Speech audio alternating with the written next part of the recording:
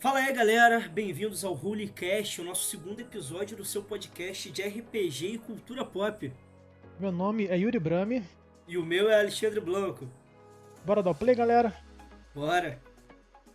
Bem galera, hoje a gente tem um tema muito interessante para o nosso segundo episódio. A gente vai falar um pouco de criação de campanha, criação de mundo, criação de uma história, principalmente para os mestres aí de primeira leva, ou até mesmo quem já tem mais experiência, mas precisa de alguma ajuda nos processos criativos. A gente vai falar um pouco sobre como a gente cria campanha, tanto eu quanto o Yuri. A gente falou no episódio anterior, né? Nós somos mestres de RPG e a gente vai passar um pouco do modo de criação nosso, né, Yuri? Isso aí. E lembrando também que caso seja um jogador que está querendo assumir o manto do mestre, também sempre bem-vindo para prestar nossas dicas aqui. Exatamente, cara. Bom, iniciando, para começar, a gente separou o nosso sistema de criação em algumas partes, né? E Isso a aí. gente vai passar aí por eles, sendo que um vai também comentar meio que o estilo do outro. Eu e o Yuri, a gente tem estilos muito diferentes, né, cara? Cada Isso um aí. vai pra Tem uma... uns pontos semelhantes aqui e ali, mas no geral é bem diferente mesmo. É isso aí, você quer começar ou eu começo, mano? Pode começar. Pode começar. Cara, vamos lá. É muito importante, para já iniciar, né, essa conversa nossa, que sim, criar um RPG, criar uma história de RPG pode não ser tão simples quanto você é um mestre de primeira viagem ou quanto você é um jogador que quer virar um mestre. Quando você não tem muita experiência, até se torna mais difícil. Mas é meio que um método que você desenvolve, cada um vai desenvolver o seu próprio método, e depois que você desenvolve esse método, fica mais tranquilo, porque você só passa a replicar ele.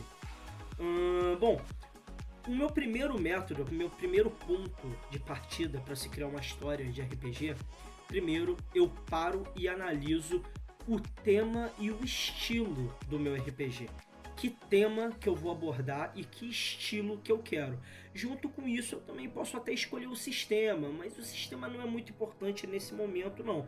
É claro que existem sistemas que combinam mais com um tema ou com o outro, né? Por exemplo, no meu caso, o primeiro ponto que eu faço é escolher se eu quero fazer um tema mais fantástico, uma fantasia medieval, ou um cyberpunk, ou uma história mais de terror, e o estilo do jogo, ou seja, se vai ser um estilo mais de ação, se vai ser um estilo mais de investigação, se vai ser uma história mais voltada para o roleplay, né? Isso Então daí é uma coisa esse... engraçada, cara, até porque você comentou que você não escolhe o sistema de primeira. Isso eu não sabia, de verdade. Eu achava Olha... que você começava escolhendo o sistema. Não, pior que não. A primeira coisa que eu faço porque assim, eu sempre falei isso com você, né? Nas internas, né? Eu Aham. dou, eu dou muito mais valor à história do que o sistema, do que a mecânica. Eu dou muito, muito valor à história. Tanto que, por Entendi, faz mais, sentido, faz é, sentido. por mais que eu não goste de usar muita homebrew, você sabe que eu crio muita homebrew. Meu RPG é todo de homebrew. Amigo, Então, nós dois somos os mestres da Homebrew, cara. é, Você não gosta, eu adoro.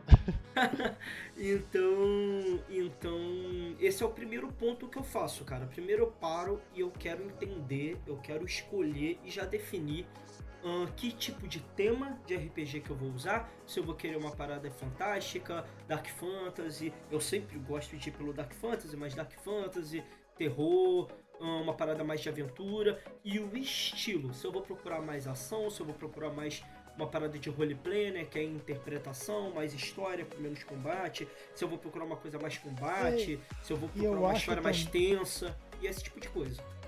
eu acho também, cara, que você tem também o ponto que eu acho que você não falou, mas tanto eu quanto você, a gente pensa um pouco na mesa também. Não adianta você querer fazer uma campanha toda voltada para roleplay pesado, interação dramática e tal, quando a mesa não tá afim disso. Então, Cara, muito bom você ter levantado isso para os nossos ouvintes aí. Gente, sempre priorize a mesa. Lembre-se que o mestre também tem que se divertir, mas a mesa é para os jogadores. O mestre é só um cara. Os jogadores normalmente são dois, três, quatro. Então, assim, antes de fazer decisões, sempre converse com os jogadores. O estilo da isso sua aí. mesa, como você vai fazer, qual os temas que você pode abordar. E, por favor, jogadores que estejam ouvindo aí, tenham sempre a vontade de conversar com o mestre, a iniciativa de falar com ele sobre as ideias de vocês, ideias que vocês vão abordar para o personagem de vocês, os caminhos, o mestre tem que saber. Também sempre comentem também pontos que às vezes a pessoa pode ter alguma coisa mais sensível, comentar para o mestre também não tocar nesses pontos. Às vezes a pessoa tem algum passado complicado com algum assunto, trauma pessoal, etc., assuntos que ela prefere evitar.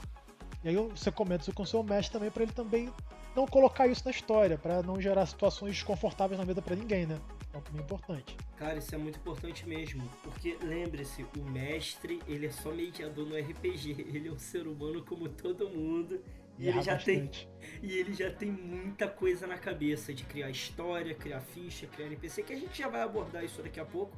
Mas então, ele não tem o olho de Tandera, a visão além do alcance, ele não lê mentes. Falem com o mestre de vocês. E esse é o meu primeiro passo no ponto de criação. Qual é o teu, cara?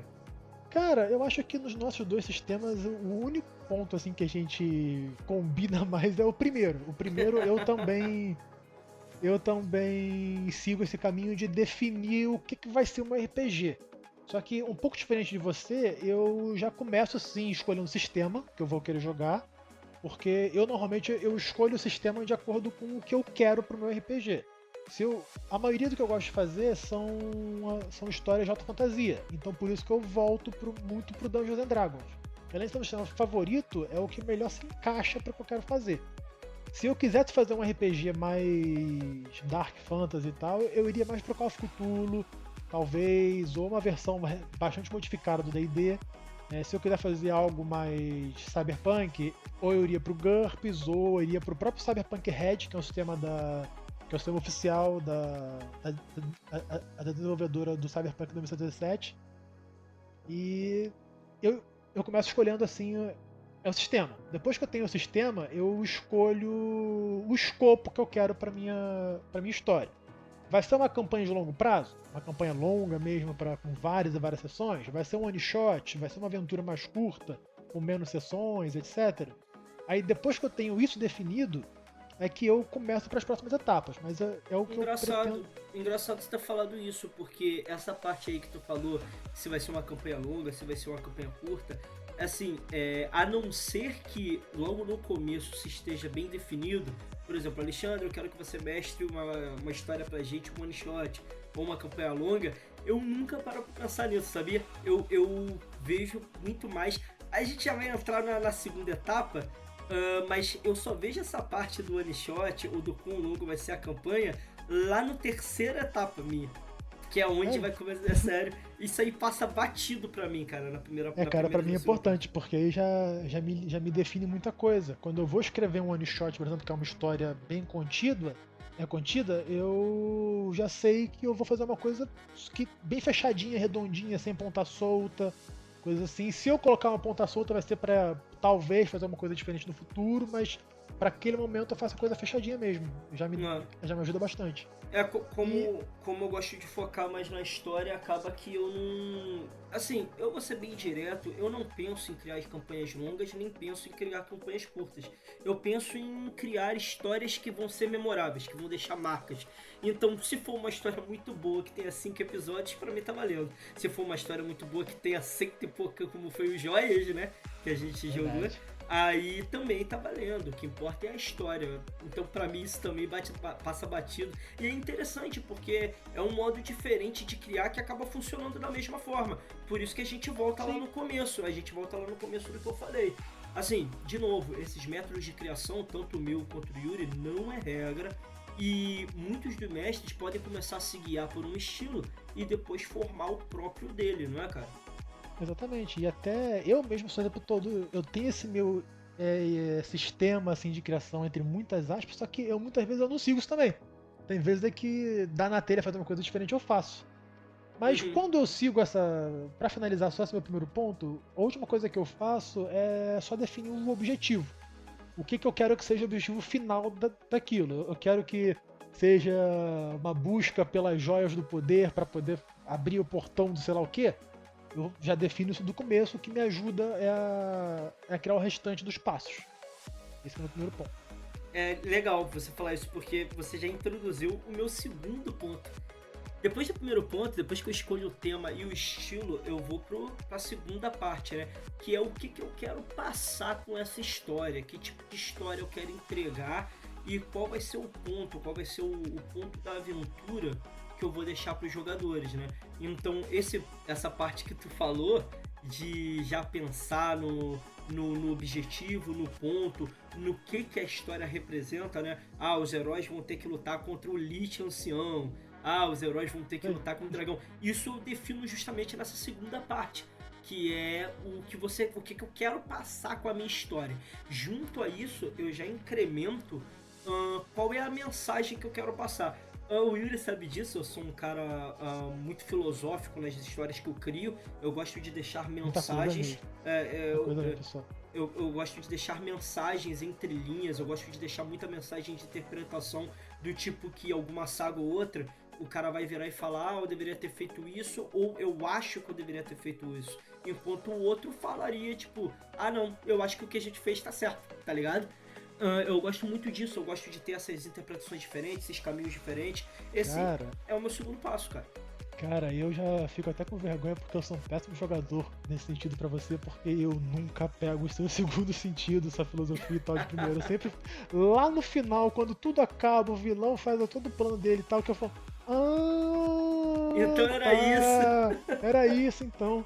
O próprio exemplo foi o Joyce. Eu só fui pegar toda coisa que você foi jogando migalha desde a primeira sessão, só no final. No final. Mas isso também é uma forma de jogar, não tá errado, até porque... É que eu sou desligado mesmo, cara. Eu sou desligado mesmo como jogador, infelizmente.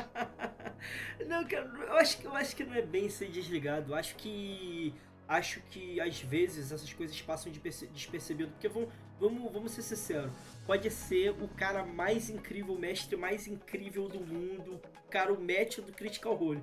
O cara vai jogar como player, ele não consegue resolver puzzle de criança de 4 anos, cara. É sempre cara, assim. É incrível. A gente pode depois fazer um episódio só sobre puzzle e da tristeza que é você fazer um puzzle em RPG. É uma tristeza na essência da palavra.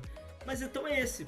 O meu primeiro ponto é o tema e o estilo. O segundo ponto, eu defino qual é o objetivo da história e o que eu quero, a minha filosofia maluca, o que eu quero passar com essa história, a mensagem que eu quero deixar no final. Onde quando tudo acabar, eu falo, não, eu queria ter passado isso, eu queria que vocês refletissem sobre isso. Esse é o meu segundo passo. E, cara, o meu segundo já é totalmente diferente do seu.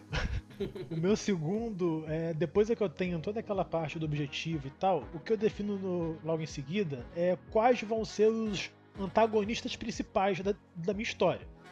Os iniciais, no caso, porque, convenhamos, no RPG, às vezes, muitas vezes você começa com uma programação e acaba que um vilão que era só uma coisa secundária acaba crescendo de importância durante a história e acaba virando o antagonista principal. Muitas vezes ou sempre? Cara, é até importante a gente falar aqui que, gente, mas a gente esteja falando aqui como criar uma aventura, uma história, não se prendam em nada disso, porque pode ter certeza, jogadores vão mudar tudo e tudo que você criou você vai ter que parar depois para poder para refazer, para ver um caminho novo, etc, porque vai mudar tudo. É normal. Exatamente. Não criem roteiros muito elaborados. Crie pontos, sim, claro. Crie detalhes, isso que enriquece o mundo. Crie pontos de relação entre os personagens, entre NPCs. Dê um foco na história da sua criação. Mas lembre-se, isso é um RPG, isso não é um livro. Eu vejo muito mestre confundindo o RPG com uma história linear. E não é, né, cara? Por mais que existam, sim, por mais que existem, sim, histórias mais lineares. Inclusive, eu estou adotando esse tipo de história mais agora. Eu estou gostando mais de histórias mais lineares. Mas embora exista isso... Eu acho que o que você está fazendo não é nenhuma história muito linear. O que eu percebo você fazendo tem pontos, meio que checkpoints, assim, que são meio que a trama principal da história. Agora, como que o jogador chega de um checkpoint pro próximo, já muda totalmente. Você tem 300 milhões de possibilidades para poder chegar lá. Exatamente. E às vezes o checkpoint, em vez de ter um checkpoint só, tem 3, um do lado do outro. Que aí a pessoa vai para uma das 3 possibilidades. Era isso que eu ia É o que eu percebo justamente. você falando. Era isso mesmo que eu ia falar agora. Por mais que, assim, não confundam, de novo, isso não é um livro, isso não é um filme, isso é RPG. RPG é Role Playing Game. É um jogo que as coisas vão se mudar, é de interpretação, tudo é mutável, tudo é possível. Mas lembre-se, até mesmo para quem quiser seguir uma história mais linear, tem que ter liberdade. O jogador ele tem que ter liberdade. Não só para fazer as coisas que você como mestre até possa gostar, mas muitas vezes coisas que você como mestre não vai gostar. E eu Essa é a coisa falo, mais difícil, cara. É mais difícil. vai ter muita coisa que vai acontecer que, como mestre já com certa experiência, eu já deixo claro aqui que vocês não vão gostar. Vai acontecer muita coisa que vocês não vão gostar, não querem que o jogador faça daquele modo, Agora, não o concorda com o que ele importante, faz, entendeu? o importante é você não travar a liberdade do jogador. Por exemplo, o jogador ele conseguiu fazer uma resolução porque você estava fazendo lá de problema, queria ser uma coisa tão grandiosa, sabe, para resolver. Ele resolve de um jeito tão bobo que todo o trabalho que você teve para poder fazer a parada meio que vai por água abaixo. E Porque isso você tem isso que acaba abraçar. irritando, né, cara? Isso aí, em vez de você ficar irritado, você tem que abraçar essa resolução que o jogador criou com criatividade e seguir a partir daí. É assim que acontece. Porque se você só cortar de um jeito forçado, o jogador não gosta disso. Fica uma sensação muito ruim como jogador quando isso acontece. Você se sente. É como se você não tivesse controle sobre seu personagem. É muito ruim isso. É de fato, uma dica muito boa, isso mesmo. Lembre-se que a história pode ser sua, mestre, mas quem tá jogando e para quem você fez a história são os jogadores. Eu falo muitas vezes isso, inclusive várias vezes eu já conversei com o Yuri, a gente falando sobre, eu toquei nesse ponto. Lembre-se que por mais que você tenha uma história para apresentar, no final os jogadores querem jogar a história, eles querem fazer do modo deles. E muitas vezes, que se não quase sempre, o jogador não quer o que o mestre está fazendo. O jogador quer o que ele quer. Às vezes a gente tem que mediar, tem que puxar a rédea, tem que fazer uma coisa ou outra. Mas no final a história é do player, né? O player que está jogando. Sim. Cara, um exemplo muito clássico agora, curtinho, é que no meu RPG atualmente, eu tinha feito na última sessão toda uma parte de armadilhas intricadas para uma mansão, tudo um sistema de armadilhas que eu criei, só que era tudo voltado para magia. A grande maioria delas, a parte de ativação e etc. E eu escrevi isso tem muito tempo. Nesse meio tempo, um dos meus jogadores, que no caso é o próprio Alexandre, ele conseguiu uma habilidade de ver magia com mais facilidade. E meio que desativou todo o propósito das minhas armadilhas. Em vez de eu ficar chateado com isso, eu só falei, cara, você resolveu tudo tranquilamente e vida que segue, é isso, a gente foca em outra coisa agora. E não só isso, a gente foi avançar, né? Aí eu estava jogando, né? Obviamente. E eu queria ver essa armadilha. Eu fiquei curioso para ver as armadilhas. Eu até tive a ideia de levar um dos inimigos para as armadilhas para ver como elas ativavam.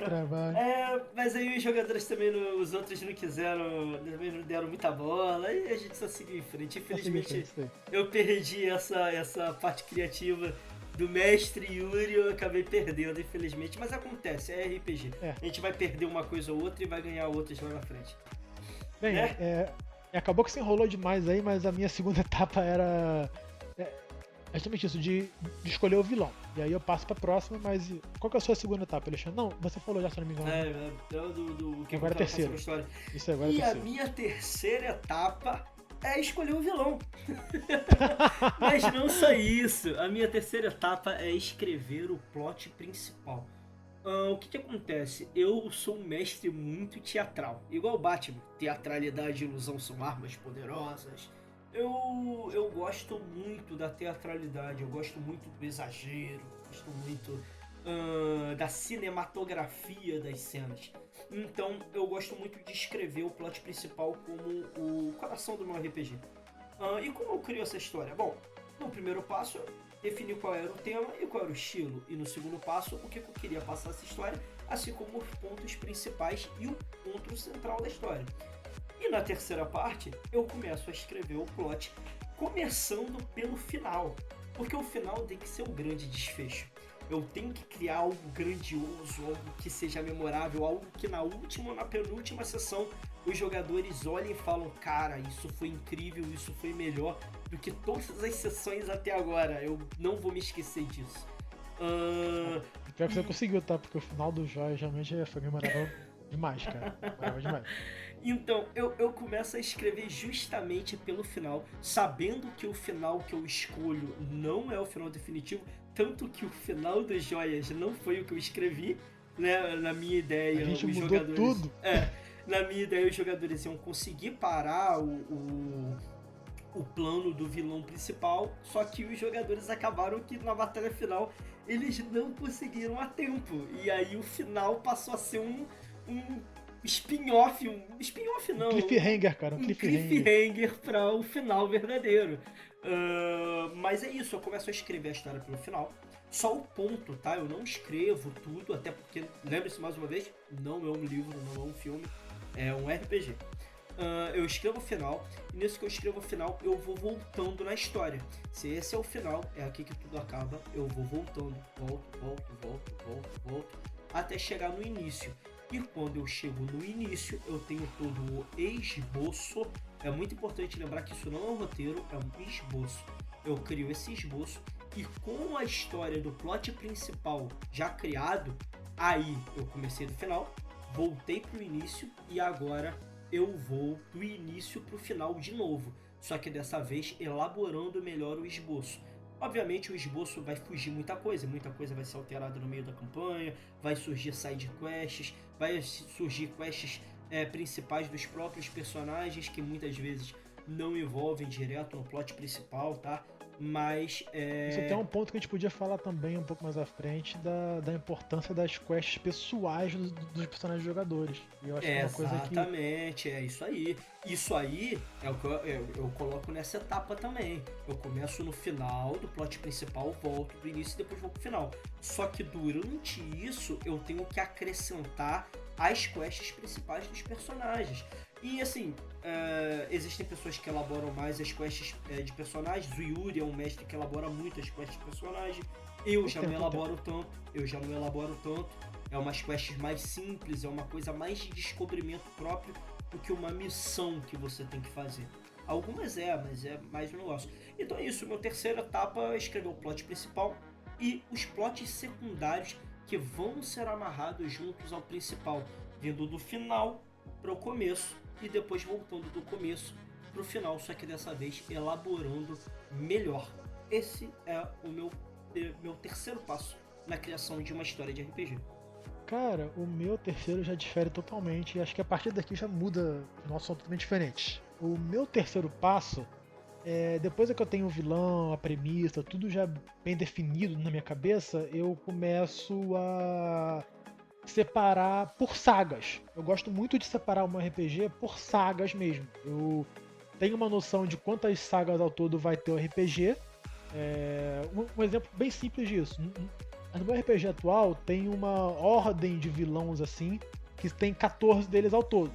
E eu separei o meu RPG em provavelmente 14 sagas, onde cada saga vai ser os jogadores principais meio que caçando um desses vilões principais. É muito importante, não confundam isso. O Yuri ele não é um mestre que prende o jogador, tá? Inclusive, como ele tá falando aí, originalmente eram 14 sagas, só que em uma das sagas aconteceu uma coisa, né, Yuri? Do Lua Inferior 1, que era o Baltazar. E, por exemplo, tinha uma saga dele, só que acabou indo Foi por um totalmente caminho cortado.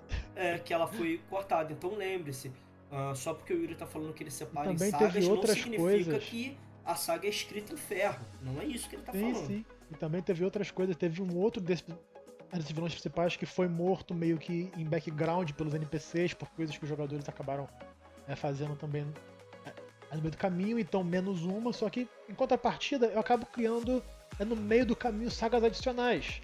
Exemplo disso é que teve um jogador agora que acabou sendo amaldiçoado por um deus e Isso vai ter uma mini saga do pessoal tentando remover essa maldição, que não é uma coisa só pronto, acabou e fim. Não, vai ter toda uma busca pessoal e etc para poder conseguir resolver isso. Sim, e muitas já vezes mudou um pouco essa história. E muitas vezes essas sagas acabam sendo tão legais quanto as principais, né, Yuri? Exatamente. Muitas das sagas dos Joias, pra quem não tá entendendo o que a gente tá falando dos Joias, foi uma campanha minha, que eu mestrei, chamada Joias do Infinito. Ela teve 116 episódios? 123 116 episódios? sessões. Por aí. Aí, e o que acontece? Sessões longas e bastante, foi 2 anos e pouco de RPG. E o que acontece? Por mais que foi muito grande, o plot principal, pelo menos eu acho, foi legal. Só que teve muita saga memorável que não era principal, era totalmente side quest. Muitos não eram nem side quest, jogadores que foram atrás. E teve side quests que acabaram sendo mais memoráveis que sagas inteiras. É verdade, pior que sim. É sempre assim, cara, sempre assim. Pô, mas é normal. Interessante, cara. E continuando aí o seu terceiro ponto. Cara, depois é que eu defino isso por sagas, etc, eu já começo do começo. Eu não faço que nem você, que começa do final pra frente. O meu final, até o final do RPG atual, ele tá só meio que a ideia geral dele na minha cabeça. Eu não tenho nada muito finalizado ainda do que vai ser, como vai ser. Eu tenho certas noções, só que eu não terminei de escrever ele ainda. Mas não deixa de ser um esboço também, né? Sim, e assim, por um lado, alguns podem ver isso assim como um problema, porque se o criador da história não sabe como vai terminar, como é que isso pode dar certo? Só que vocês têm que entender, gente, que é aquilo que eu falei. No meu também é só um esboço. Então, porque muitas vezes o final não vai ser esse final. Eu dei o exemplo do Joias, que o final que eu escrevi não foi o final. Então. Pois é, não adianta você ficar querendo escrever aquela parada de 500 páginas, bonitinha, redondinha e tal. Não vai acontecer. Não vai acontecer, cara, não vai. É perda de tempo. E ainda digo mais, tá? Pra você que é um mestre e acaba sendo mestre, talvez querendo ser um mestre mais linear. Se aconteceu exatamente como você queria no roteiro, eu não estou falando que mas talvez você deveria se preocupar um pouco, porque talvez você esteja aprendendo muito seus jogadores. Porque se aconteceu exatamente como que você escreveu, alguma coisa de errado não está certo. Tem até um termo em inglês muito usado nas comunidades de RPG gringas aí, que é o railroading, que é literalmente você seguir o trilho do trem. Tem muita gente que fala que tem certos tipos de mestres que são os mestres do trilho de trem. E você só tem aquele trilho e vai ser aquele trilho até o final. Não tem opção B, entendeu? Isso aí pra mim é um pouco preocupante, né? Porque o legal do RPG é que, embora ele seja um jogo, ele é muito mais livre do que qualquer outra coisa que se apresenta. Exatamente. Bem, esse foi meu terceiro ponto. Agora, qual que é o seu quarto aí? A gente entra no meu quarto ponto. O meu quarto ponto talvez seja tão importante ou mais do que o terceiro. E aí muita gente vai falar, poxa, mas o que pode ser, Alexandre, mais importante do que criar a história? Existe uma coisa, criar o mundo onde a história se passa. O que acontece, gente? Isso é um RPG. Dá mais trabalho. E é o que existe mais atenção, para não ter furo, para não ter problema. O que acontece, gente? Quando você cria uma história, aquela história vai se passar de alguma forma. E o ambiente de qual ela se passa é muito importante. Por exemplo, se você vai criar uma história de terror onde você vai enfrentar um vampiro num castelo, é muito importante que você crie um ambiente, o castelo, para que esse castelo dê medo. Sim. Exatamente, o castelo ele tem apreensão, que o jogador olhe para a porta e ele fala, cara, eu abro aquela porta? Não sei. Será que eu abro? Será que tem coisa boa atrás da porta? Será que vale a pena? A gente abriu não foi tão boa, então. Exatamente. Será que tem um item lendário ali atrás? Ou será que tem um monstro? Como é que tá a nossa barra de vida? Como é que tá nossos recursos? Então, assim, o ambiente é muito importante. Se você vai fazer uma história que se passa num deserto, é muito importante que você faça um deserto de fato ser um deserto. No caso do D&D, os odiosos vermes púrpuros, né? Se eu não me engano, eles são do deserto, né, Yuri? Não são não, cara, não. Tá bem errado. São no subterrâneo, no caso, são subterrâneo. Qualquer subterrâneo, então. Qualquer subterrâneo, só que não árido. Eles estão mais voltados pra área até um pouco mais fria, até, mas não área árida, não. Porque deserto também pode ser frio, mas eu entendi o que você tá falando. É que no D&D não é muito subterrâneo. No D&D tem uma área que é o famoso Underdark. Que Nossa! A tradução mais próxima seria sim o subterrâneo, só que não é bem isso. O Underdark se estende para muito além do que apenas um mero subterrâneo geral. É o local onde você encontra os Mind Flayers e tal, por exemplo. Muitas outras raças bizarras de D&D. é um lugar bem diferente, o Underdark. Então, mas aí basicamente é isso. Quando você cria uma história, você tem que criar o ambiente por qual aquela história passa. E lembre-se, tá? Aí que vem o problema do quarto passo. No terceiro passo, a gente criou a história, pelo menos nos meus passos, a gente cria a história, né? O final, o início, beleza. Só que quanto mais abrangente é a história, mais trabalho você vai ter na quarta passo, que é criar um ambiente. Por exemplo, se você tem um RPG que se passa num país, você vai ter que desenvolver aquele país. Se você faz um RPG que se passa numa história numa cidade, você vai ter que desenvolver só uma cidade. Se você faz um RPG que se passa no mundo inteiro, que foi no caso das Joias do Infinito, e tá sendo, no caso da campanha longa do Yuri, o RPG dele, a Ascensão dos Traidores, Isso aí, tem que você, fazer o mundo inteiro. você tem que O desenvolver meu, o no mundo caso, não é inteiro. bem o mundo inteiro. O É foco tá assim. em um continente. Tá em um É assim. continente aí. É assim que tu já tá criando coisa fora que eu sei. Só que não vai ser ideia essa. Não vai ser ideia essa. A ideia é um continente só mesmo. Mas esse é o meu quarto passo, cara. O meu quarto passo é criar o ambiente que essa história passa. Seja se é uma cidade só, seja um país só, seja um mundo só. Por exemplo, eu gosto muito das obras do Sr. J.R.R. Tolkien, né? Famoso Tolkien, lendário Tolkien. Eu gosto muito das histórias dele, gosto muito de tudo que ele apresenta. E eu me baseei muito nele quando eu criei o meu primeiro mundo de RPG que eu uso até hoje. O nome do mundo é Mold, né? Tem um porquê que se chama Mold, ele foi o primeiro mundo da criação e não sei o que. Só que. Aí já tá bastante na sua filosofia. Mais da filosofia sendo aplicada. E por isso que eu dou tanta importância. Eu acho que o mundo ele influencia no RPG muito, olha, quase tanto quanto a história principal. Porque se um jogador decidir ir por uma floresta ou ir por uma tundra, a história vai mudar, o tipo de Isso é narrativa até vai mudar, importante. os monstros vão mudar, a aventura vai Até mudar. isso aí, o bioma muda, então muda todos os seres que habitam ali. Só que o Exatamente, importante cara. também é você não se focar, não ter aquela visão, sabe? Eu esqueci o nome daquela coisa que o cavalo coloca na vista que só olha pra frente. Eu esqueci o nome daquilo. Mas enfim, isso. É coisa de você não ter essa viseira na sua vista. Não cria só o castelo, que o Alexandre falou do exemplo de terror. Cria a área em volta do castelo. Cria o que tem em volta dele, as vilas próximas, as montanhas, as florestas e tal. Sim. Que os jogadores podem querer ir pra lá. Você tem que saber. Pra não ser aquela situação do Rei Leão do. Pai, o que é aquilo ali? Filho, nós não vamos lá. Não, entendeu? Pra não ser uma parada assim. É o detalhe que dá vida e crença ao mundo, né, cara? Quanto mais detalhes você incrementar, mais real, mais acreditável fica aquele ambiente. E qual que é o seu qual que é o seu quarto, né? Não é nem terceiro, Cara, qual que é o seu quarto passo? A partir do meu quarto passo, eu já repito, o quarto, quinto e sexto são passos que eu faço para todas as sagas. Quando eu defino as minhas sagas, aí eu vou para a primeira saga, que vai ser a saga inicial, e eu vou fazendo os passos 4, 5 e 6 em sequência para poder finalizar essa saga. Daí eu passo para a próxima, 4, 5 e 6, e por aí vai até o final.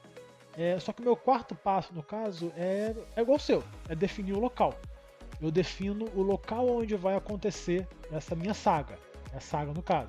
No caso, você não faz na campanha inteira, né? Você faz daquela saga em. Sim. E a campanha inteira, eu tenho uma noção sim de onde a campanha inteira vai passar, que nem eu falei, no caso da RPG que eu tô narrando agora no momento. É em um continente específico, só que eu vou separando por sagas. Por exemplo, a primeira saga que eu fiz do RPG foi em uma cidade específica. Daí, como que eu fiz? Eu criei aquela cidade, criei todos os pontos de interesse que teriam para aquela cidade. Nessa primeira cidade, se não me engano, foram até poucos. Acho que foram uns 14 pontos de interesse, 15 pontos de interesse espalhados pela cidade, fora a região em volta. Pra quem não. Acho difícil, mas é possível, né? Pra quem não entende o que é ponto de interesse, são só pontos de objetivo, são situações, são locais onde os jogadores vão chegar e vai ter um tipo de interação com o mundo, com o NPC, onde a história vai progredir, né? Exatamente. ou não progredir, por assim dizer, até uma loja importante pode ser um ponto de interesse É também, verdade, verdade. com algum NPC, um templo de um deus pode ser um ponto de interesse também. Acaba evoluindo não a história, mas sim o personagem, né? Com o que ele Sim, descobre sim, sim, daquele sim, mundo. que aí isso, que eu, é que eu descobro do mundo, é Uhum. assim assim que o NPC, que acaba sendo originalmente uma coisa pequena, que nem no meu próprio RPG. Tinha um NPC meio secundário, que era a Liliana, no caso. Ela seria só um NPC de suporte pra primeira saga, que acabou tomando uma proporção gigantesca na campanha e virou meio que uma das personagens principais do RPG todo também. Ah. E começou como uma personagem que tinha 2 parágrafos curtos de backstory. É literalmente isso. É bem normal.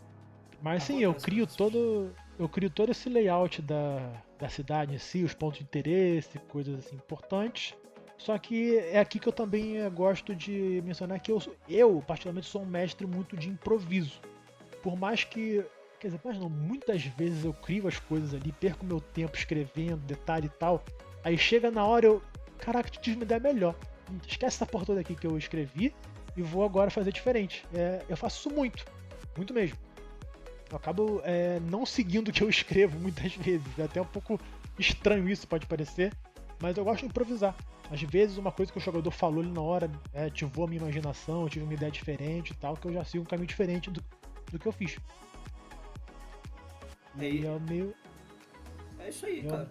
isso aí, cara. É o É meu quarto válido, passo. o improviso é válido, pelo menos na minha opinião. Por mais que eu não siga muito ele, nem faça o seu esquema de sagas, lembrando, né, gente, como eu falei, eu desenvolvo a história do final pro início, depois voltando, porque eu divido ela em capítulos. E aí muita gente pode falar, mas Alexandre, capítulo é a mesma coisa de saga.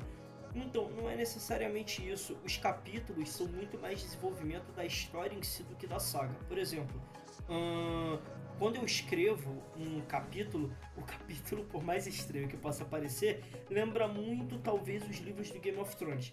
O capítulo pode literalmente terminar, sei lá, no começo de uma história. Uma única saga pode ter vários capítulos. Eu deixo muito mais as sagas serem decididas pelos próprios jogadores do que eu decidir. Eu coloco mais pro capítulo mesmo e tá bom. Funciona. Eu acho. Você tá achando errado. Pra mim, eu acho que funciona melhor. Pra mim, pro meu tipo narrativo, eu acho que funciona melhor dessa forma. Mas não é via de regra. Lembra? Não é via de regra.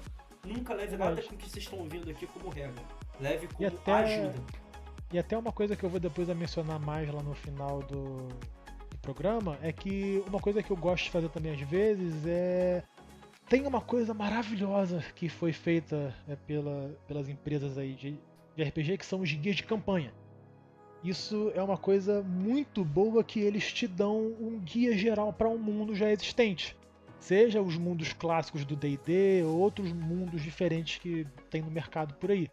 E isso é muito bom porque o guia ele já te dá várias coisas meio que pré-prontas ou já te dá um molde para você poder construir em cima. Verdade. No meu RPG atual, eu uso um guia de campanha pro mundo que eu tô fazendo, só que o mundo já tá totalmente modificado, então eu uso mais como uma orientação geral pro que eu tô fazendo, mas ainda assim ajuda muito. Porque às vezes você tá sem criatividade, você tá sem imaginação, porque pode ter naquele lugar, e no guia de campanha ele já te dá muita frases curtas de uma coisa geral que tem por ali. E isso ajuda bastante. Ah. E aí a gente entra no meu quinto passo, né?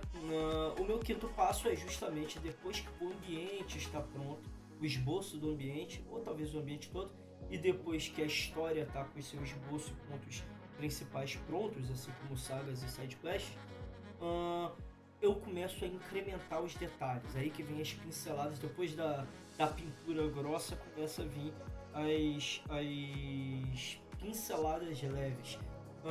Coloca situações, coloca personagens importantes, colocam influências das histórias, colocam histórias que afetaram o mundo, ou então histórias de conhecimento geral, leis que acontecem naquele mundo, regras, pontos de moral e de ética da vivência daqueles povos, como aqueles povos pegam. Em resumo, o meu quinto passo é, depois que eu pego essa massa que já está pronta ali, mas ainda não tem forma, eu pego e dou forma a ela. Depois que ela já tá toda pronta, bem condensada, bem feita, eu começo a formar ela da forma com que eu quero, deixando tudo que eu quero da forma como eu quero, sabendo que isso vai totalmente ser mudado pelos jogadores. Eles vão seguir muita pouca coisa e vão mudar tudo a bel prazer deles, e eu vou acabar deixando, porque é o certo a fazer, né? E lembre-se, a influência do jogador é tão importante quanto a influência do mestre, se não mais. Esse Eu é o meu acho que, quinto passo. na minha opinião, é até mais importante mesmo, porque sem o É, jogador não tem jogo. sim, eu sempre falei isso, né, cara? Você tá de prova, eu sempre falei isso pra todo mundo. Mais engraçado que pareça, o mestre, que ele é o mediador, o mestre é o cara que menos manda e governa a mesa. E se o Sim, mestre é o cara que mais manda e governa, de novo, abre seu olho, alguma coisa de errado não está certo. exatamente. Cara, o quanto mais simples você pode perceber isso é que quem é o protagonista da história? São os jogadores. Exatamente. É verdade. Os jogadores. Todo filme que você vai ver, todo livro que você vai ler tem o protagonista. É inegável isso. Todo jogo também tem o protagonista. Então, são jogadores. A história tem que estar em volta deles. E fala aí o teu quinto passo, cara. Cara, o meu quinto passo é depois que eu defino o local, crio os pontos de interesse, eu começo a popular esses pontos de interesse. É quando eu finalmente começo a criar os meus NPCs. Não necessariamente eu crio eles nessa etapa, às vezes eu tenho uma ideia ou uma inspiração para NPC em momentos aleatórios do processo, eu já vou criando ele ali rápido para poder deixar pronto que tá na minha cabeça, não esquecer. Mas eu crio os NPCs, eu crio, beleza, aquela dali vai ser uma loja XYZ que tem isso daqui de interessante e tal. Quem que é o dono da loja? Ele é a pessoa tal, que faz isso, isso e aquilo, é especialista nisso, isso e naquilo, tem aquilo de background e tal. Tem algum vendedor importante ou vai ser só vendedor genérico? Se sim, eu crio os NPCs que teriam vendedores e por aí vai. O templo, quem que é o chefe daquele templo? Quem que é a pessoa de mais alto escalão daquele templo? Tem mais alguém de importante lá? Eu crio também essas pessoas e por aí vai. É a hora que eu crio os meus NPCs, na minha quinta etapa. Entrando na minha sexta e última etapa. Depois que eu faço tudo isso, a minha sexta etapa é basicamente a quinta etapa do Yuri. A minha sexta etapa é a criação de NPCs, de itens e de finalização do RPG. O que é finalização do RPG? Fichas, mapas e músicas. Sabendo que eu sou um mestre muito preguiçoso, então muitas vezes eu deixo o mapa e as músicas prontas, guardadas, mas não passo pro tabuleiro virtual. No nosso caso, o Foundry. Eu deixo quase para passar de última hora. Eu sou o mestre que realmente trabalha com preparo de sessão, né? Quando tá próximo da sessão eu preparo. Logicamente da história principal não, eu deixo tudo pronto ali. Mas no caso de coisa de side quest, coisa assim, eu gosto de trabalhar com preparo da sessão. E muito que eu dou muito valor, gente, isso eu dou muito valor, trilha sonora.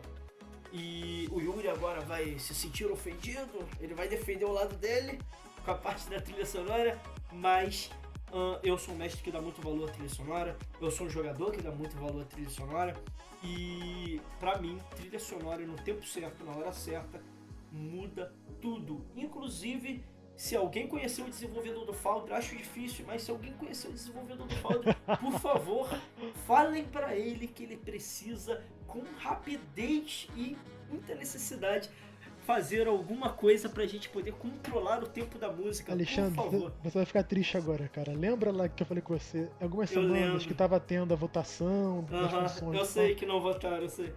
Cara, Caiu, foi menos votada. eu Longe. sei disso. 4%, uma parada assim.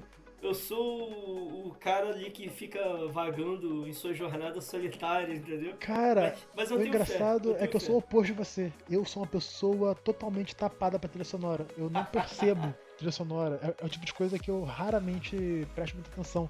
Só quando eu realmente preciso colocar, porque eu sei que fica chato um RPG sem som de fundo, aí eu sim começo a tentar prestar atenção e tal, mas eu não sou bom nisso, de verdade.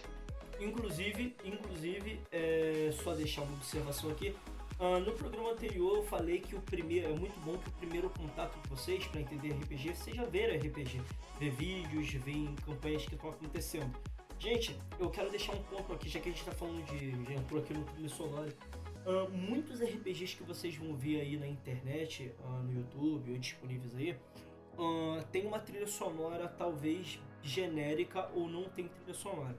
Infelizmente tem que ser dessa maneira, porque não menosprezem ou critiquem o RPG por conta disso. A gente, por mais que eu esteja falando aqui da importância da trilha sonora, eu não critico esses caras por conta disso, direitos autorais. Então a gente está preso às amarras ali dos direitos autorais. Não vou opinar se tá certo ou tá errado, mas existe. Pra nós dois aqui que jogamos em casa, no conforto da nossa casa e tal, com os amigos, sem ser online, etc. É tranquilo, a gente pode também pegar a trilha sonora de qualquer filme que a gente quiser e colocar, que não tem problema nenhum. Até porque a gente não tá ganhando dinheiro com isso, então. Exatamente, não é nada mas de pro errado. pessoal grande e tal, fica complicado. Exato. E esse é o meu sexto passo, finalização do RPG, com fichas, com NPCs, com músicas, com os itens, com mapas, com tudo que falta para fazer o RPG funcionar, porque falta pra gente ligar o VTT, o Foundry, no nosso caso, né, o tabuleiro virtual, fazer os jogadores entrar e falar, pronto, agora começou, tudo pronto, tá aqui, só na play. O sexto passo é parecido, só que um pouco diferente. A parte de ficha, etc., eu faço na minha quinta etapa. Quando eu crio um NPC, eu normalmente já crio a ficha dele se for relevante. Tem muito NPC que não precisa de ficha. Tem muito NPC que é... Importante, hein? Esse ponto é importante. Pode continuar aí. Tem muito NPC que não precisa de ficha mesmo. Se você for fazer um vendedor de loja, cara, ele não precisa. Convenhamos, ele não precisa de ficha. Você vai saber que todos os atributos dele são bem básicos, não tem nada de, oh meu Deus, de relevante. Ele não vai ter nenhum item mágico, etc. Foda que você precisa colocar na ficha, só um NPC normal. Você foca na história dele, no background e tal. Mas a ficha não precisa. A ficha.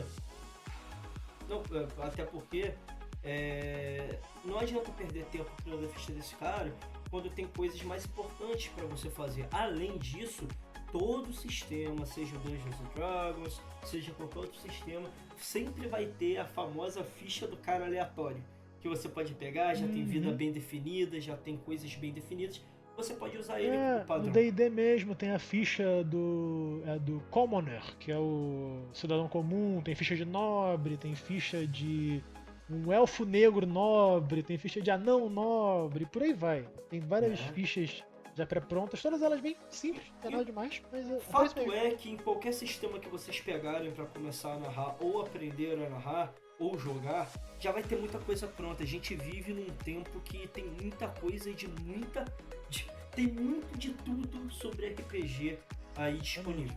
Essa que é a verdade, né?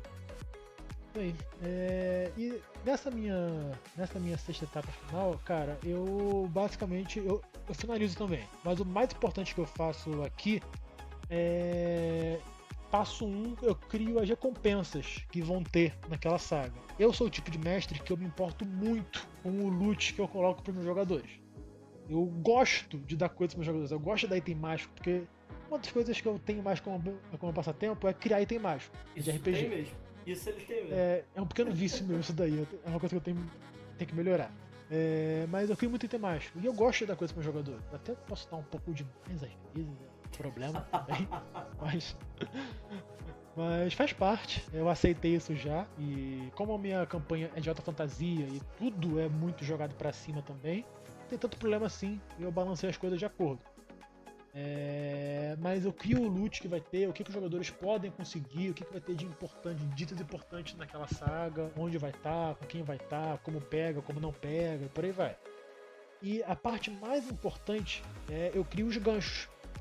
Eu crio as conexões entre a saga. Eu gosto sempre de colocar no final alguma coisa que vai apontar os jogadores para o caminho certo. Queiram eles seguir isso ou não. Graças a Deus, por enquanto, todos eles seguiram o que eu coloquei ali, mais ou menos, mas seguiram um pouco para a próxima saga, então tudo fluindo. Mas eu crio isso, desde que seja uma carta que estava com um vilão apontando para algum plano, alguma coisa assim. ou, ou algo diferente. Por aí vai, entendeu? Como eu sigo mais a parte de capítulos, é uma história só contínua, então eu não preciso me preocupar tanto com esse cliffhanger de saga, porque é uma história contínua no meu caso, literalmente você vira a página e a história continua até o final. Então eu nunca parei para me preocupar muito com essas coisas de cliffhanger não, porque só surge. Mas é uma ideia interessante, cara, essa coisa de Não terminar uma seria saga bem um e... cliffhanger, seria mais um gancho mesmo, porque não é uma coisa que você fica esperando o próximo capítulo, né? Nada disso, é só uma direção mesmo que eu coloco, uma É conexão. só falar, é por aqui se vocês quiserem ir. Isso aí, não é obrigatório. Então, esses são os meus 6 primeiros passos. Resumindo, mais uma vez, primeiro passo, escolher o tema e o estilo. Segundo passo, ver o que você quer passar com a história e ver o ponto da sua história. Ponto final, ponto inicial. Terceiro passo, escrever a sua história, plot principal, side quest, quest dos personagens. Quarto passo, criar um ambiente que passa aquela história. Criar o mundo certinho, como ele funciona, tudo demais. Quinto passo, incrementar os detalhes da sua história, regras, efeitos, povos, como eles vivem, onde vivem, como se alimentam. Isso aí, é o E Discovery Channel. o Discovery Channel do seu mundo. E sexto passo, incrementar o seu RPG com a finalização, ficha, NPC, item, música e outras coisas. Eu já sou um cara um pouco diferente do Yuri, eu não crio itens como loot, eu coloco lá, eu como no quinto passo, né, dos detalhes, eu já coloco muita coisa do que pode acontecer e quando eu vou distribuir os itens, eu coloco os itens no mundo e não para os jogadores. Então os jogadores passam pelo mundo, eles pegam o que eles quiserem, ou criam o que eles quiserem, ou fazem o que eles quiserem. Eu já faço diferente. Já coloco normalmente coisas que vão ser, no mínimo, usáveis pelos jogadores. Eu não vou colocar um item que só funciona com um monge quando não tem nenhum monge no grupo, por exemplo. É só um exemplo mesmo. Mas se eu colocar, vai ser algo que um vilão vai estar usando, porque o vilão é um monge e por causa disso ele vai ter aquele item. Aí se os jogadores quiserem vender depois que botar no vilão, é com eles. Não tem problema. Uhum. Você tem mais um sétimo passo aí, Yuri? Não, aí finaliza. Basicamente, quando o meu também resumindo seria o começo, que é a criação do que da premissa, do objetivo geral e etc. O segundo já seria definir os antagonistas, os vilões principais. O terceiro passo já é definir o layout geral da saga e separar ele em sagas, de acordo com o que for necessário. O quarto passo é definir o local, e definir os pontos de interesse do local. Depois o quinto é criar os NPCs. E o sexto é literalmente só os toques finais também. E também, que eu deixei de falar, mas a parte de mapa, música, etc., eu faço também nessa etapa. Ou durante a etapa de definir o mundo, eu às vezes faço muito de definir mapa também. Por exemplo, eu sei que naquele local em volta dos jogadores podem ir, tem o círculo de invocação, de sei lá o que aí os jogadores podem ir pra lá. Eu às vezes deixo pronto já esse mapa para caso os jogadores queiram ir pra lá, tá pronto. Eu só vou e coloco já para eles usarem. E é isso, minhas 6 etapas. Bom, gente, essas são as etapas que a gente usa. A gente está fazendo esse programa porque, inclusive, um amigo nosso, na verdade, dois da nossa mesa, ele tem interesse em aprender a mestrar RPG e a gente está gravando esse programa também para ele, mas também para qualquer pessoa aí que tiver com dúvida, né? Quais são nossos processos criativos? Esse é o nosso passo a passo para criar. E agora eu deixo a palavra com o meu companheiro aqui, meu amigo Yuri, que ele vai falar um pouco sobre os guias de campanha que ele tinha falado antes. Vai que é tu, Yuri. Pode meter no finalzinho agora dos últimos minutos do programa, só dar uns toques, dicas mesmo de guias de campanha que eu conheço. Só deixando claro aqui, eu não li muitos deles a fundo. Alguns eu conheço mais do que outros. Mas se vocês se interessarem pela premissa do que seria aquele mundo, etc., não custa nada vocês procurarem mais a fundo para poder, talvez, comprar e adquirir também. É de verdade, um guia de campanha ajuda muito, gente. Ajuda muito. Normalmente o guia de campanha ele resolve 90% de todos os passos que a gente já falou aqui. E para quem nunca mestrou, é muito importante. Porque tirando a parte do reequilibrar e tal, que são os detalhes finais, a gente pode falar isso em outro programa, né, Yuri? Sobre reequilibrar Uhum. combate, essas coisas assim. O guia de campanha ele já te entrega a coisa pronta. Ele já te É, entrega o mundo, ele muitas vezes já te entrega as fichas, os monstros, os encontros. Praticamente ele entrega tudo. Se vocês quiserem ver um passo a passo desses que nós falamos aqui aplicado, é muito bom você pegar um guia de campanha. Se você abrir ele, você vai ver que sim. todos esses passo a passo O que a gente próprio guia falou de aqui, campanha ele tá já no guia. segue isso. É, Sim. ele já vai Começa ele dizendo. contando a história do mundo, começa ele contando o panteão do mundo, por exemplo, o background do mundo geral. Daí ele vai se aprofundando. Ele vai para as organizações, o que tem de importante, os governos, etc., naquele mundo. Aí depois ele vai para a parte regional, o que tem em cada região e etc. Nossa senhora, gente, perdão pelo barulho de fundo aí, é que tá caindo um temporal aqui em casa. Mas. Cara, os guias de campanha, só pra ter uma noção boa, o que eles te dão muito? Eles te dão a. Te dão. Por exemplo, quando você tá lá na parte de regional, no lugar, na floresta X. Ele te dá a história daquela floresta, te dá o que tem de importante lá, e uma coisa que eu gosto muito, ele te dá ganchos pra quests naquela floresta. Isso é uma coisa muito legal. Um exemplo disso é que no meu guia de campanha, que eu estou usando agora para minha campanha atual, ele às vezes me dá 2 ou 3 ganchos de quest, de uma história que pode ter acontecido ali, de coisa que pode estar se desenvolvendo ali, e você usa se quiser ou se não quiser. É muito útil isso. E agora eu só vou falar mais ou menos de alguns guias aqui, só para vocês poderem ter uma noção mesmo. Só para ter uma noção do que seria os mundos em si. Só deixando claro aqui, todos esses que eu vou falar são voltados para o D&D quinta edição, que é o sistema que a gente joga aqui e que a gente tem mais conhecimento mesmo. O primeiro de todos eles seria o famoso Dark Sun. Alexandre acho que conhece esse muito mais do que eu, no caso. Conheço o do 3.5e, inclusive adoro, é uma história que eu gostaria muito de narrar, mas acho que eu ainda não estou preparado para esse nível de crueldade com os Dark Sun é players. cruel, cara. Dark Sun é cruel. Dark Sun é o jogo que tá matando o seu personagem de sede e aí ele obriga a ir no deserto catar água, sim, vocês ouviram certo, no deserto, catar água num cacto, num verme morto. E quando você faz isso, você não só não acha água, como você volta todo machucado, ferido, perto da morte, para chegar no seu acampamento e descobrir que todo mundo foi morto.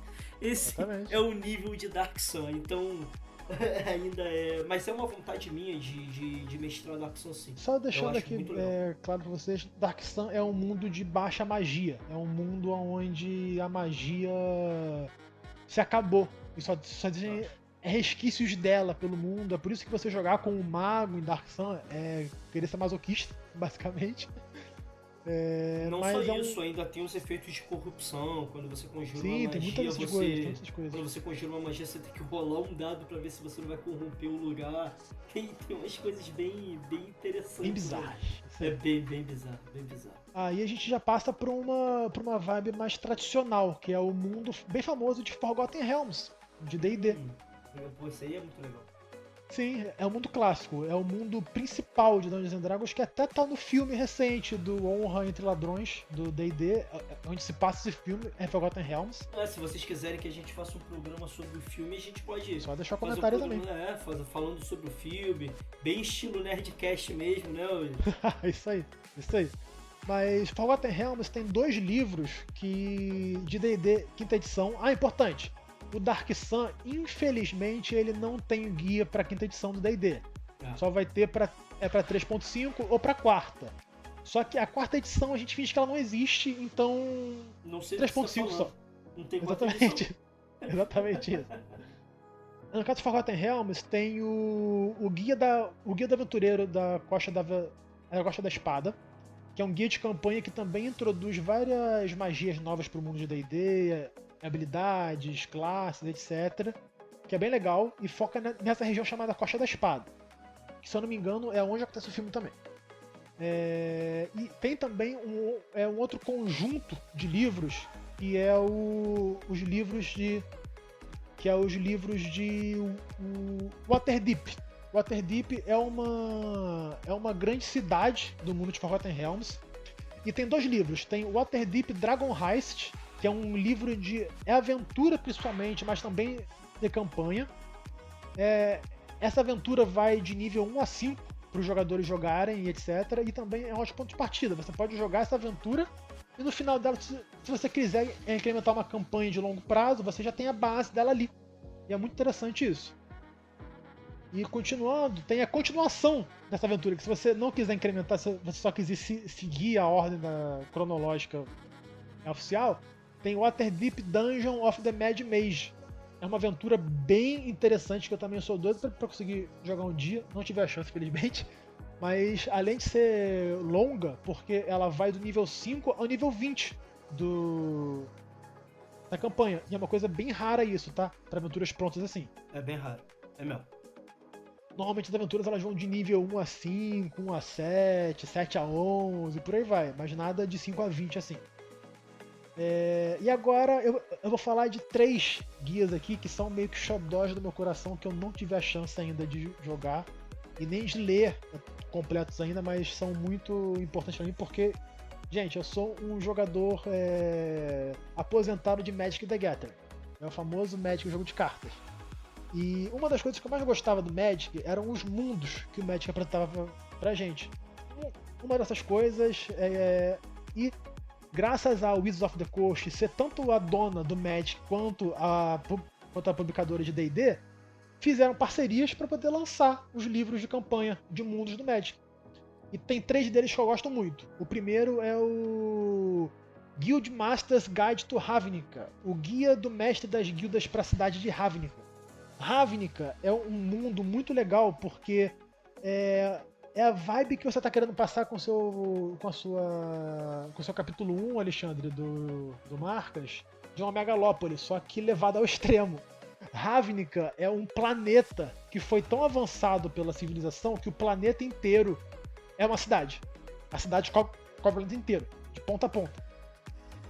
É nesse nível a parada, e é muito legal, porque tem as grandes 10 guildas que comandam o planeta, cada guilda tem a sua filosofia, com o seu mestre de guilda, que é um NPC muito importante, é legal, por sinal, e é um mundo muito interessante. Se vocês quiserem saber mais, eu recomendo bastante esse.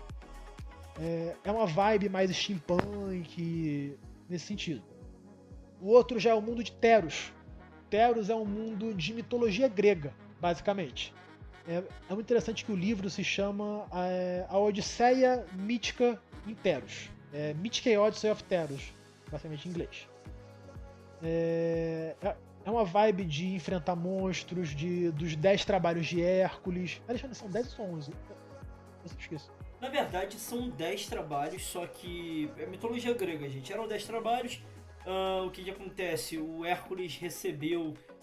ele ganhou alguma coisa com 2 dos 10 trabalhos. 2 dos trabalhos eles foram anulados e ele teve que fazer mais 2. Aí ficou 12 trabalhos de Hércules. Isso aí, viu? Alexandre é minha cultura. E basicamente é um guia voltado para isso. É um mundo mais na vibe do mundo atual que eu tô narrando agora, onde os deuses são presentes, são muito mais presentes no cotidiano das pessoas. Os deuses andam fisicamente pelo mundo às vezes. Então é uma coisa bem interessante. É diferente, né? Sim, e tem várias regras de conexão divina, etc. no livro. É bem interessante esse mundo. É bem interessante mesmo. Eu recomendo também. O outro já é mais que o pessoal pode gostar, vibe Harry Potter, famoso Strixhaven, do mundo de Magic the Gathering também, que o livro se chama Strixhaven, A Curriculum of Chaos. É legal porque é uma vibe não de mundo, mas de uma região de um mundo específica, que é o Colégio Strixhaven. E é muito legal porque é totalmente Harry Potter, cara. É uma vibe Harry Potter total. Você pode fazer um RPG inteiro só pra magos, indo pro colégio, etc. É bem interessante. Só que, gente, uma recomendação. Se vocês forem narrar a Strixhaven, não usem a magia Silva de Barbs, tá? Por favor. Por favor. Essa magia tá muito quebrada, de verdade. Pode escutar o conselho, não usem ela. E, cara, só pra finalizar, o mundo que eu uso pro meu RPG, que é o mundo de Critical Role também, o mundo de Exandria, tem 2 guias de campanha, que é o atual que eu uso, que é o Tal'Dorei Reborn, é o guia de campanha pro continente de Tal'Dorei, de Critical Role. E é muito legal, esse daí eu li de cabo a rabo e eu recomendo muito pra vocês, é muito boa a qualidade do livro, de verdade. E o outro que foca em um outro continente, que é o Guia do Explorador de Wildemount, Explorer's Guide to Wildemount, que é o nome do livro em inglês. É também de alta qualidade, eu li ele também todo, é muito bom, tá? Os 2 livros eu recomendo demais. Só que, infelizmente, são apenas em inglês. É um ponto negativo. Cara, acho que Aprendam é isso, inglês. Vamos mudar a vida de vocês. Verdade, muda mesmo. E, cara, era isso daí. Basicamente o que eu tinha pra falar dos guias de campanha. Bom, galera, depois dessas recomendações incríveis aí, a gente vai deixar os nomes na descrição, né, Yuri? Caso vocês queiram Deixa tudo procurar, na para vocês descrição, se pode interarem mais. Isso não é exatamente uma continuação direta, mas ainda assim é uma continuação do primeiro programa. Assistam o primeiro programa, por favor. Ajudem o canal a crescer. E também, se puderem compartilhar, deixar aquele like, se inscrever no canal também. A gente agradece, pessoal. De verdade. E, bom, o programa já ficou um pouco maior do que o do outro. Estamos agora aqui na nossa finalização, né, do programa. Eu agradeço para todo mundo que ficou aqui até o final com a gente, todo mundo que escutou. Qualquer crítica construtiva, qualquer opinião, por favor, deixe nos comentários, nós responderemos. E estamos finalizando agora, né, Yuri? O nosso segundo programa. Obrigado por terem participado dessa aventura. Espero que vocês tenham gostado dessa sessão hoje com a gente. E aguarde os próximos episódios, que vão ser tão incríveis quanto esses primeiros. Palavras finais, Yuri? Cara, a única coisa que eu tenho pra finalizar é: se divirtam, pessoal. Só isso. Se divirtam, que é o mais importante. Valeu, galera. Fechando o play aqui. Valeu, pessoal.